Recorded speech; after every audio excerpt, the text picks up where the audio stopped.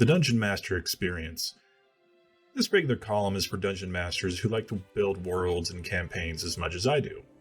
Here, I share my experiences as a DM through the lens of Iomandra, my Dungeons & Dragons campaign world. Even though the campaign uses the 4th edition rules, the topics covered here often transcend editions. Hopefully, this series of articles will give you inspiration, ideas, and awesome new ways to menace your players in your home campaigns. If you're interested in learning more about the world of Iomandra, check out the wiki. Dungeon Master for Life, Chris Perkins. Special Guest Star 5/26/2011 Monday night. Paragon Tier. The search for a lost artifact leads the heroes to a sunken citadel, within which they find an extra-dimensional vault. The vault holds many treasures and surprises, including its mysterious architect, an astral giant driven mad by the passing centuries. Tending him are 2 angels, an angel of Arathis, named Mercion, the Ice Reaver, and an angel of Moradin, named Karandar, the Firehearted. Rather than play all 3 NPCs myself, I invited 2 special guest stars, former colleagues visiting from out of town, to play the angels, namely Stephen Stan Brown and Owen K.C. Stevens. In keeping with my tradition of treating the campaign as a television series, I'm pleased whenever I can get a special guest star to show up for a session or 2, even though my gaming group is already quite large. It's a clever bit of stunt casting that can surprise and delight your players. I think it's refreshing to bring new faces into the group, and it gives the campaign a different energy, as well as someone other than me, the regular players to interact with. It's also a good way to give friends who can't commit to joining the regular cast an opportunity to contribute to the campaign, if only fleetingly. I started using special guest stars in my long-running 3rd edition campaign when I found myself in the enviable position of having more people interested in my game than seats at the table. I would include special guest stars whenever a player absence meant I had a spare chair, and they appeared often and with great success. I use them less frequently now only because I'm so busy that I often don't remember what an awesome idea it would be to bring in a special guest star until I'm setting up for the game and cursing my short-sightedness. But by then, of course, it's usually too late. It does take some DM preparation to make sure everyone enjoys the special guest star experience.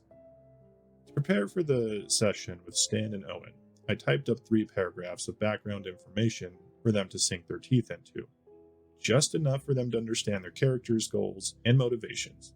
If they weren't playing angels who'd spent the past several centuries trapped in an extra-dimensional vault, I might have also given them a brief summary of the campaign world, but in this case, it actually served the characters of the angels better if their players knew very little about the outside world.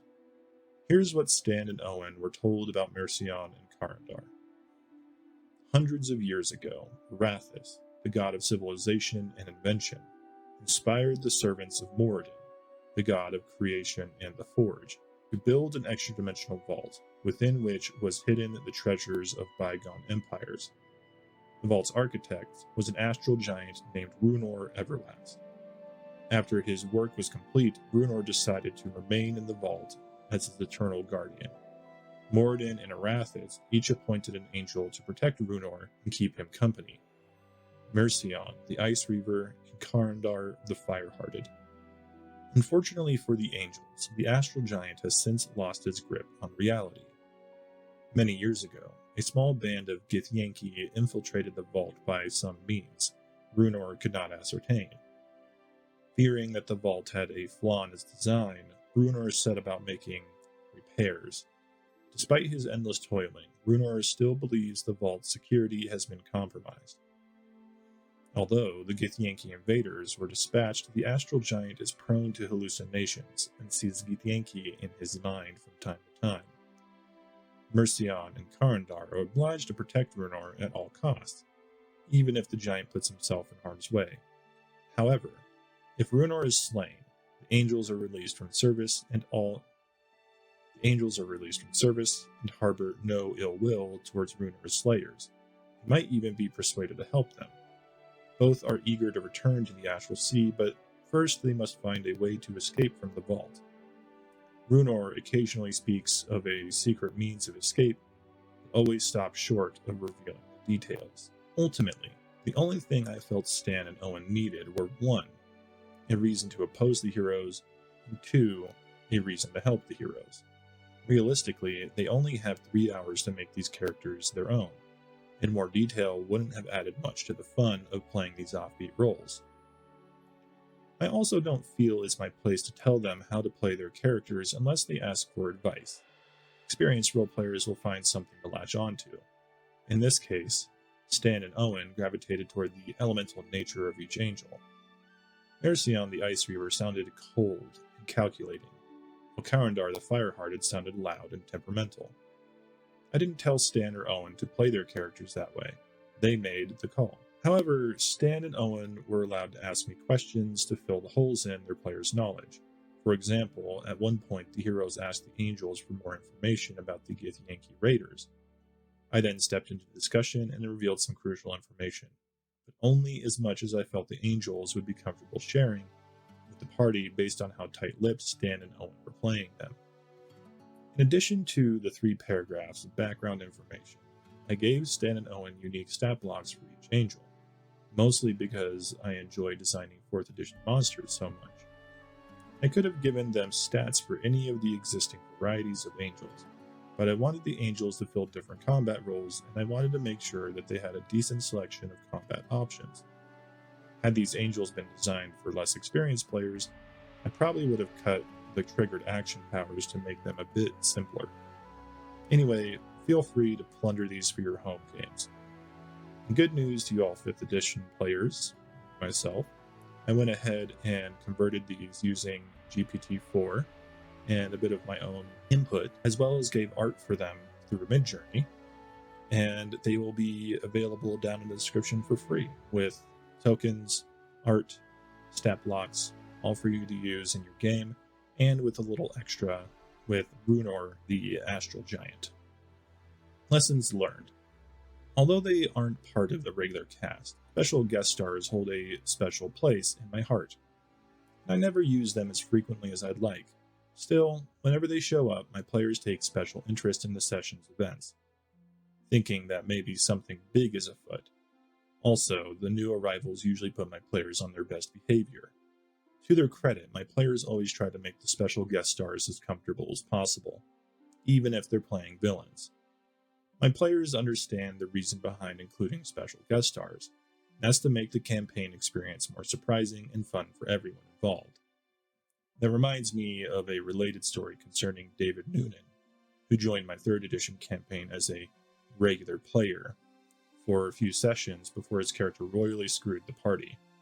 Dave and I were the only ones who knew he wasn't, in fact, making a long-term commitment to the campaign, and his character's sudden betrayal left many lasting scars. You can't really pull that trick more than once before players start to look at each other suspiciously. There's no formula for knowing when to include a special guest star. My rule is, whenever conceivable, but not so often that it becomes the norm. Unlike a TV show, it doesn't cost any extra money to bring in extra talent, and it often makes the job easier as a DM because the players aren't just reacting to me all evening. That said, remember that too much of a good thing can be poisonous. All you need is someone willing to play for a session or two, and an NPC, party companion, or other character for them to take over and make their own. A couple of things to keep in mind about special guest stars in your campaign. A good special guest star is like a tiny umbrella in a pina colada, a fun little element to surprise and delight, or to give your campaign a bit of a stir. And if you want your special guest stars to have a good time, provide only the essential information they need to play their roles effectively. Then give them the same freedom you give your regular cast of players to play their characters as they will. Until the next encounter. I want to thank all of you who have made it to the end of this video. This reading comes from Chris Perkins' Dungeon Magazine series, The Dungeon Master Experience, in which Chris gives excerpts of wisdom and lessons he's learned from many years of running games.